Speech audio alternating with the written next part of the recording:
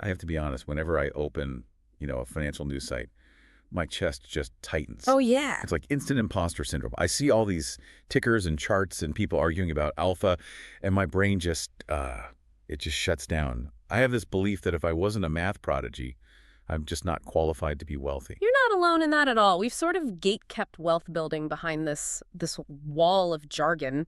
We treat it like it's physics. Right, like there's a correct formula, and if I just solve for X, I get rich. Exactly. But we're looking at some fascinating research today, all centered on the behavioral blueprint for financial freedom, and it completely flips that narrative.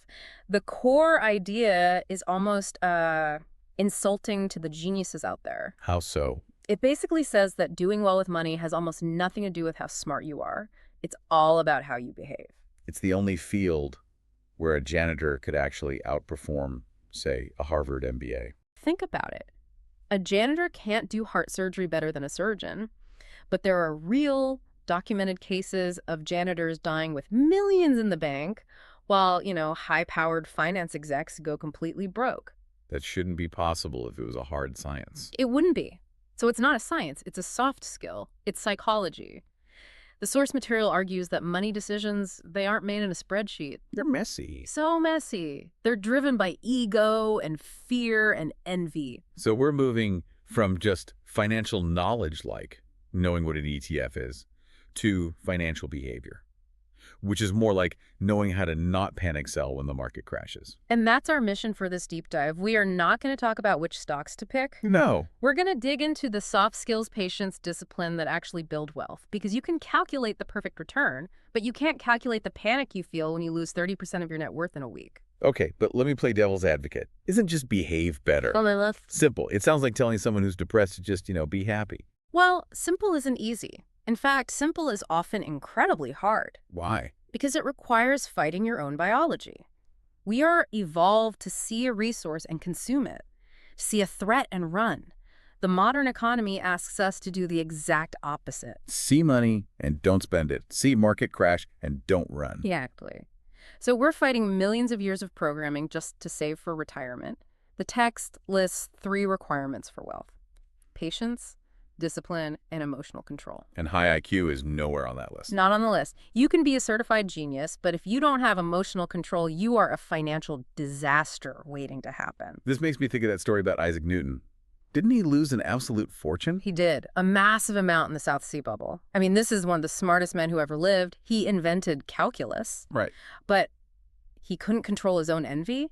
He saw his friends getting rich, so he bought in at the very top and got completely wiped out. He famously said something like, "I can calculate the motions of heavenly bodies, but not the madness of people." That is both comforting and terrifying. If he couldn't do it, what hope do I have? Well, the source makes a really good point about where these decisions get made. Not in an office, but at the dinner table. That's a great visualization. In a spreadsheet, you're a rational robot. You assume if the market drops 20%, you'll just hold on. But at the dinner table, your spouse is worried, the news is on, you're worried about your job. The spreadsheet doesn't have a variable for I need to be able to sleep at night. That sleep at night factor is huge. The goal shouldn't be to be mathematically optimal. The goal is to be financially unbreakable. So if being optimal means you're up at 3 a.m., sweating about your investment. You're going to break. You'll sell at the bottom just to make the pain stop. Yeah. The best strategy is the one you can actually stick to for 30 years. That makes sense.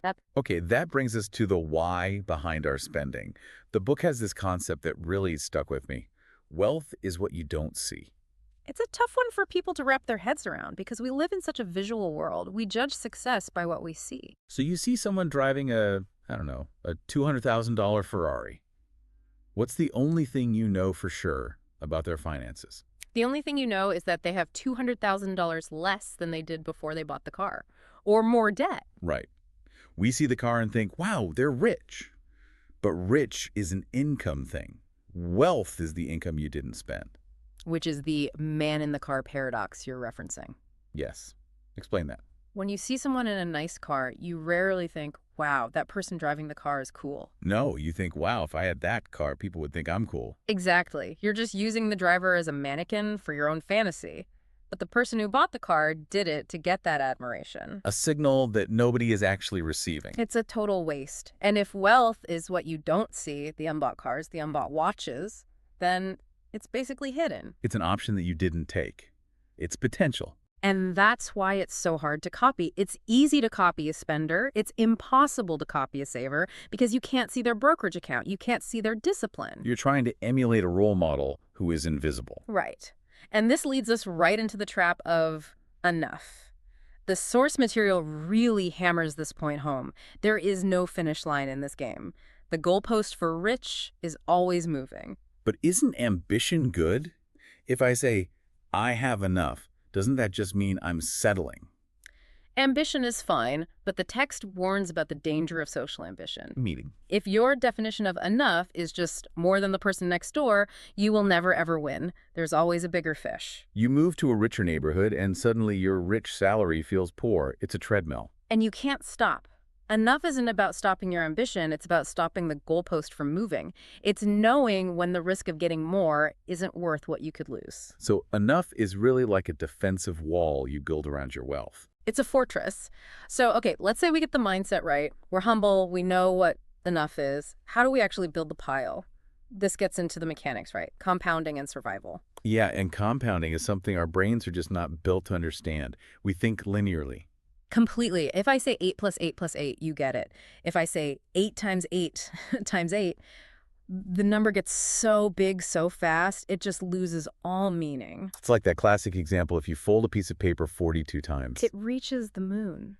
And that's compounding. But the key thing the source highlights is that it only works if you give it an agonizingly long time. Warren Buffett's the perfect example of this. He is. But the stat that just blows my mind is that something like 99% of his wealth was earned after his 50th birthday. Wait, really? After 50? Yes. He's a great investor, sure. But his real secret wasn't just getting the highest returns. His secret was that he started when he was 10 years old. He's been compounding for 3/4 of a century. So if he had retired at 60, like a normal person? You'd never heard of him. The takeaway isn't get better returns, it's maximize the amount of time you stay in the game. Which leads right into the second pillar, survival. You can't compound if you get wiped out. This is the time of the market versus timing the market thing. But I feel like people just roll their eyes at that. They do, but let's dig into why we try to time the market. It's a desire for control. We hate uncertainty. But survival is a specific skill. It means positioning yourself so that no single event can take you out of the game. It's having a margin of safety. Is that like an emergency fund? It's bigger than that. It's a psychological margin of safety.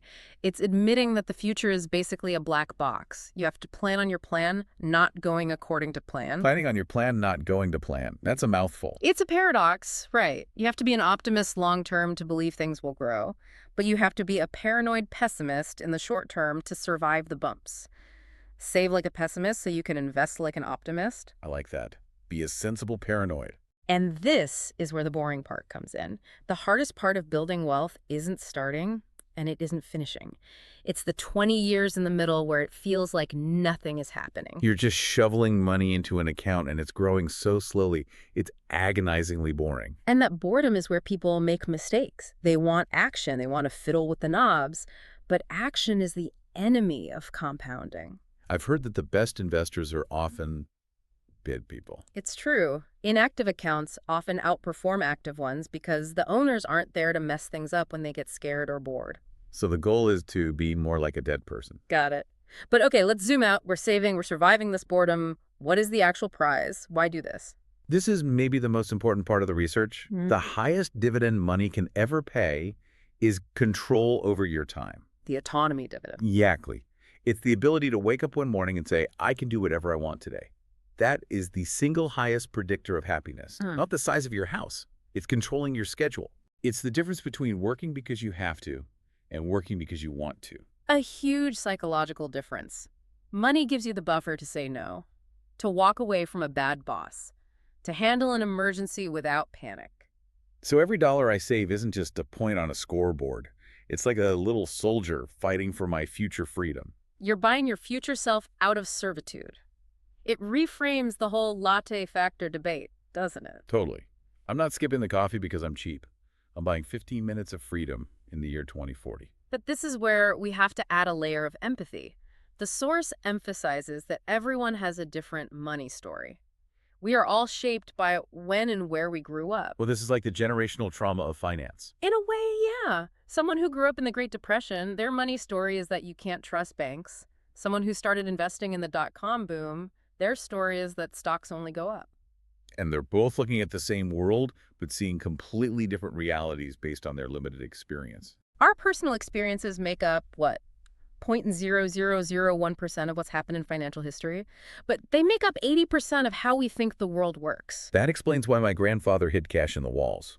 To me, that seems crazy. To him, based on his money story, it was the most rational thing in the world. He saw the banks fail. I didn't. Precisely. And that's why it's so pointless to judge other people's spending habits. They aren't being irrational. They're just trying to soothe a fear or chase a dream that's specific to their own story. We're all just playing our own game.